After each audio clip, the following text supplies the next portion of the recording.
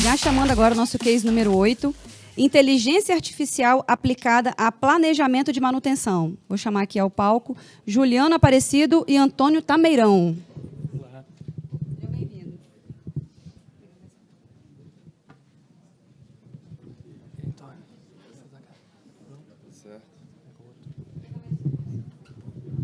Boa tarde, pessoal.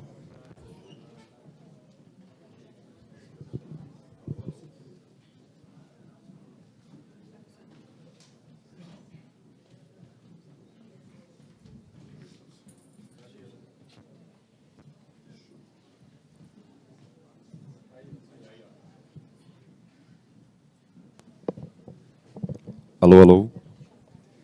Boa tarde, pessoal. Vamos lá. Vamos dar sequência aqui a esse evento maravilhoso. Acho que é um momento muito oportuno da gente transmitir e conhecer muita coisa nova, muita coisa legal e tudo voltado à inovação, né? Então, parabéns aos organizadores. É um evento maravilhoso. Muito feliz em fazer parte dele, né? Esse case é uma parceria junto com o pessoal da indústria, né? E eu me chamo Juliano, faço parte do time da Terminal já tem 6 anos. Hoje estou com o PMO, né, fazendo parte do PMO, mas já estive dentro de alguns contratos, né, e estou na parte de apoio técnico, né, à equipe de IA de paradas. Né, e estamos com a gente aqui também hoje o Antônio. Bom, eu sou o Antônio, desenvolvedor na Industrial, cientista de dados, na verdade, mas desenvolvedor principal da ferramenta, do IA de paradas, ou iShutdown, como a gente chama lá. E, bom, vamos dar sequência. Bom, esse é o sumário. A gente vai começar falando dos objetivos da ferramenta, seguido das premissas, contextos, cases, resultados, possíveis ganhos e próximos passos. Então, vamos lá, pessoal. Nosso case hoje é falar um pouquinho da IA de paradas dentro de cronograma, da IA dentro de cronogramas de paradas. Né? Então, o que a gente pode fazer? Né? A perda de produção em uma parada já é considerada no orçamento para o ano todo. Né? É muita responsabilidade, a gente para toda uma produção. Você tem um momento muito delicado para as grandes indústrias, né? E você tem um caminho crítico. O que a IA vem fazendo hoje? Né? Hoje, a gente tem a ideia do quê? De manter o HH necessário na parada com menos pessoas, trazendo os recursos de forma mais linear, distribuído de forma mais linear, respeitando particularidades e marcos de cada cronograma. Esse é o nosso objetivo hoje aqui. Quais são as premissas? Né? Primeiro, a gente conhecer o nosso desafio, conhecer como o nosso cliente contrata, conhecer como é a forma que ele reembolsa cada contrato, como que ele faz isso. A gente ter esse domínio, ter esse conhecimento é uma premissa para a gente conseguir ensinar e a trabalhar. Né? Então, ele contrata por tempo determinado, indeterminado ou intermitente. Então, isso é uma premissa que a gente tem. Outro ponto é a gente desenvolver um bom cronograma. A gente tem um cronograma das atividades individuais bem analisado, ter histórico, ter conhecimento, ter domínio do escopo, a gente saber o que a gente precisa fazer. Essas são algumas premissas importantes que a gente tem que ter. Dentro de um cronograma, o que a gente tem dentro de um cronograma? Né? A gente tem dentro de um cronograma, a gente detalha muito o caminho crítico. Pode passar, por favor? Então, o caminho crítico de uma parada, geralmente, ele é muito bem avaliado, ele é muito bem desenvolvido e ele tem muitos pormenores ainda. Hoje, a IA ainda não consegue fazer esse trabalho. Ela vai fazer isso no futuro. A gente está treinando ela para fazer isso. Mas hoje ela não consegue. Tem muitas nuances que a gente vai fazer. Existem muitos pontos que a gente teria que alimentar. Então, a gente chegou num patamar de falar para ela, vem cá, isso aqui eu não quero mexer, porque eu estressei ao máximo. Eu olhei o máximo possível o meu encurtamento de prazo, as minhas interferências, as minhas sobreposições, isso aqui está muito bem mapeado. Mas aí eu tenho as demais atividades. Essas atividades que a gente geralmente tem na parada, lubrificações, válvulas, instrumentos, rotinas, manutenção, todas essas atividades, elas pegam carona no meu caminho crítico dentro do prazo total. Então, essas atividades, é aqui que nós botamos a IA para trabalhar. É aqui que ela entra e consegue fazer uma otimização. Ela consegue reduzir a quantidade de pessoas fazendo várias e várias análises. E muito importante a gente mostrar como que essa ferramenta foi desenvolvida e quão simples, né, prático e intuitivo é usar ela. Então, essa aqui é a nossa tela inicial, que a gente vai ter o versionamento de todas as paradas que a gente está trabalhando, podendo baixar resultados, analisar o status, né, em processamento, concluído, baixar relatório de erros, caso seja encontrado algum, né, no cronograma. Em seguida, a gente faz o upload de um project. Então, a gente vai upar o project, conseguir fazer a leitura de tudo que tem ali, todas as atividades, durações, recursos. Em seguida, a gente tem uma tela para fazer o gerenciamento dessas atividades. Aqui a gente tem algumas features muito bacanas. Por exemplo, a gente pode quebrar as dependências entre as ordens de manutenção que a gente tem no cronograma. Isso porque, uma vez que o cronograma está pronto, é muito comum que ele esteja todo linkado, todo amarrado. E não necessariamente essas precedências são realmente técnicas, né? Elas têm que acontecer dessa forma, nessa sequência. Então, a gente consegue quebrar essas dependências e a gente tem uma coluna também que a gente consegue exportar direto do project ali. A coluna chama IA. A gente consegue definir o que quer ou não que a IA mexa, que otimize. Então, a gente usa muito ela para travar o caminho crítico, por exemplo, como o Juliano falou, para a gente não alterar, deixar inalterado e só trabalhar nas demais atividades.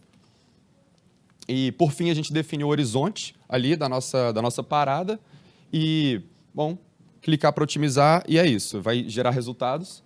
E, de maneira geral, né, como é que funciona? A gente tem um project, upa o project no IA de paradas, e a gente vai respeitar algumas premissas, né, agrupamento das atividades, a gente trata a ordem de manutenção como se fosse um grupo de atividades, um bloco. E isso facilita, né, reduz complexidade, tempo de processamento e torna o resultado mais condizente com a realidade também. Além disso, a gente remove esses links de relacionamento que eu falei, fixa atividades desejadas, como caminho crítico e marcos de liberação diária, por exemplo, e considerando todas as premissas de calendário, recursos, predecessoras e prioridade. Bom, com isso, a gente tem um resultado otimizado, né, que ele vai ter a melhor possibilidade de nivelamento dos recursos e, como saída, né, como output, a gente vai ter um novo project, agora com alteração das datas, ali, com esse nivelamento otimizado, alguns gráficos ali, distribuição de recursos, curva S, a gente vai apresentar alguns exemplos aqui. E, bom, é isso, bem simples para usar a ferramenta. E vamos lá. Aqui, vamos trazer 3 cases, né, para manter confidencialidade dos a gente dados. não teve tempo de pegar a autorização dos clientes para passar, então a gente está falando só de celulose 1, celulose 2 e siderurgia. Né? Então, como a gente não conseguiu a autorização por escrito deles, a gente está trazendo dessa forma para vocês.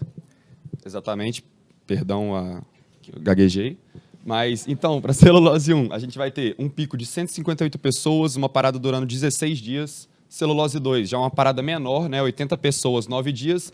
E siderurgia 1, 144 pessoas, 12 dias. É importante destacar que quanto maior a parada, maiores vão ser os ganhos ali da ferramenta, né? Ela vai ter mais margem para fazer essa otimização. Então, falando do caso 1, né, celulose 1, a gente tem um HH ali original de 8.851,5 e um pico original ali de HH de 1.104.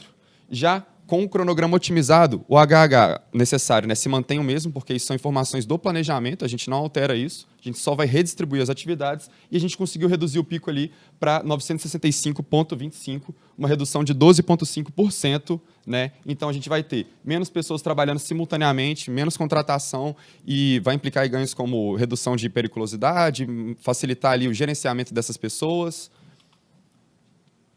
E aí a gente tem um pico original ali com 158 pessoas, passando para 138 pessoas, né? Esse saving de 12,5%.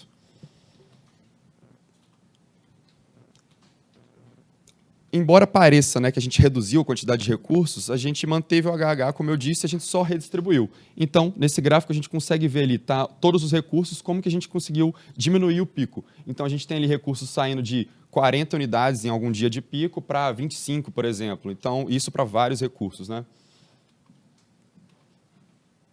Já no caso aí, celulose 2, a gente teve também ali 2.791,3 de HH, se manteve igual, só que relacionado ao pico agora, a gente teve uma redução bem grande, de 783,2 para 448,6, representando aí 57% do pico, né? Isso aconteceu, a gente teve essa né, queda bem grande porque a gente pegou um cronograma que não tinha sido nivelado ainda. Então, ele tinha pouco trabalho por parte dos planejadores, então a gente teve muita margem para otimizar, mesmo sendo de uma parada menor. A gente saiu de um pico aí de 80 pessoas para 35, 57% de redução. Então, é uma coisa muito importante para a gente avaliar. No terceiro caso, a gente tem seguido o mesmo princípio. Todas essas N atividades que a gente leva em paralelo são coisas que a gente alterar a ordem da minha lubrificação, se eu faço A, B ou C ou B ou A, no final não vai ter diferença. Meu caminho crítico está travado. Ele delimita a minha parada. Ele me dá o meu dia de início e meu dia de fim. Ele me dá a duração. Nós ainda não estamos trabalhando com esse momento. Vamos trabalhar lá, mas hoje ele não mexe. Então, se eu tenho uma parada de 10 dias, meu cliente já se programou para esse período. Ele está preparado para 10, não para 11, mas para 10 ele está preparado. E se eu conseguir fazer todas as atividades reduzindo o HH das demais tarefas, vai ser um ganho e vai ser um save. Então, é isso que ele faz. Nesse case da siderurgia, a gente também conseguiu reduzir o pico e reduzir as pessoas em 10%. São cronogramas que a gente fez com uma maturidade não tão grande. A nossa ideia é ter uma maturidade maior, ter um conhecimento maior. A gente fez alguns cases aqui para apresentar e todos eles trazem resultado. Ou seja, nós estamos no caminho certo. Nós temos muito potencial de evolução. Nós temos muito potencial de trazer isso para um futuro muito próximo para a gente, né? E nós vamos chegar lá.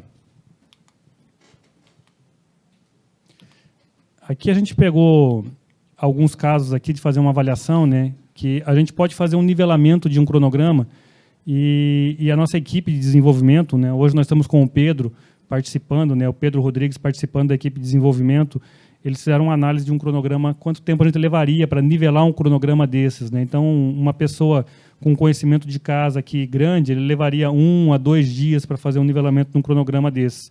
E a IA faz isso em questão de 30 minutos.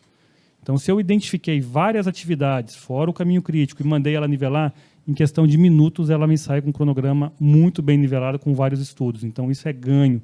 Isso traz o planejador para fazer mais análise e não trabalho braçal. O planejador ele é fundamental que ele analise, que ele tenha um entendimento do escopo e avalie. Então, esse é um dos grandes ganhos que a gente pode ter.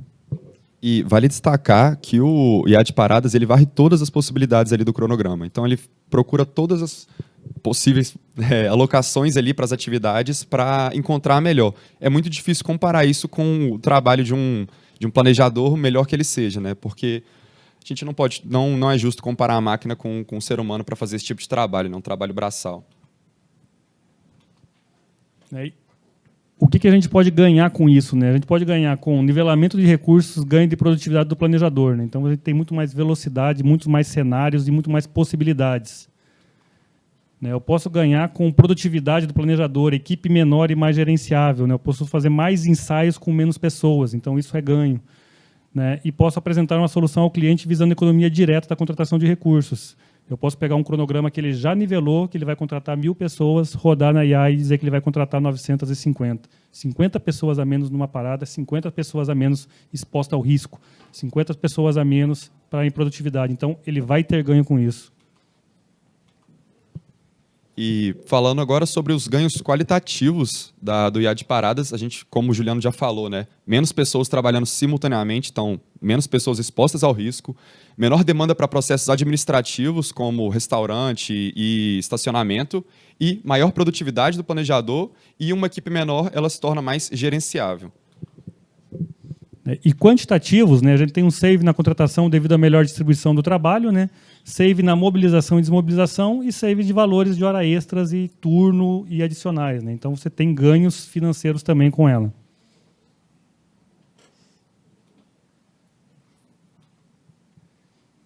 E aí, como próximos passos, né, que a equipe vem desenvolvendo, né, é fazer um mapeamento das nossas paradas para 2024, né, fechar esse mapeamento das paradas até dezembro, entrar na aplicação em campo da ferramenta efetivamente a partir de janeiro até maio, fazer a definição de modelagem de negócio até junho, né, e começar a comercialização a partir de julho do ano que vem. Esses são os próximos passos. E é isso aí, pessoal. Essa era a nossa apresentação para vocês. Muito obrigado. Obrigado.